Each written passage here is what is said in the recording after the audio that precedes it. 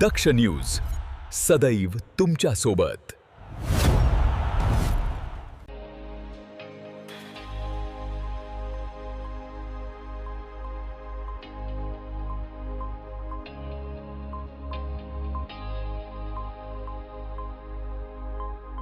त्र्यंबकेश्वर नगर परिषद हद्दीतील सुंदरवाडी परिसरातील नागरिकांना मूलभूत सुविधांपासून वंचित राहावे लागत असून ये-जा करण्यासाठी आजही पक्का रस्ता उपलब्ध नसल्याने नागरिकांना चिखलातून मार्ग काढत प्रवास करावा लागतोय। पावसाळ्यात ही समस्या अधिक गंभीर बनली असून लहान मुले, ज्येष्ठ नागरिक आणि महिलांना मोठा त्रास सहन करावा लागतोय।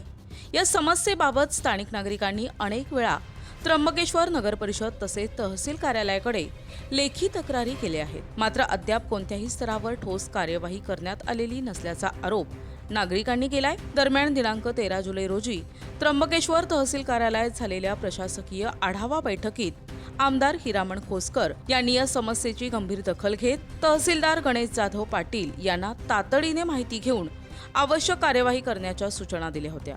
मात्र त्यानंतरही प्रशासनाकडून कोणतीही दखल घेतली गेली नसल्याने नागरिकांमध्ये तीव्र नाराजी वातावरण आहे। या बैठकीला त्र्यंबकेश्वर नगराध्यक्ष त्रिवेणीताई तुंगार याही उपस्थित होत्या। तरी देखील सुंदरवाडीतील रस्त्याचा प्रश्न अद्याप प्रलंबितच असल्याने नागरिकांनी प्रशासनाविरोधात संताप व्यक्त केलाय।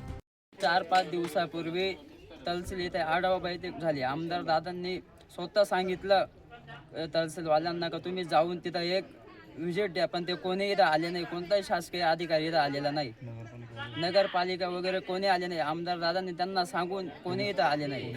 सुंदरवाडीतील नागरिकांनी प्रशासनाने तात्काळ या प्रश्नाची दखल घेऊन रस्त्याचे काम हाती घ्यावे, अन्यथा तीव्र लोक आंदोलन छेडण्याचा इशारा दिलाय। प्रभाकर गारे, दक्ष न्यूज, त्र्यंबकेश्वर।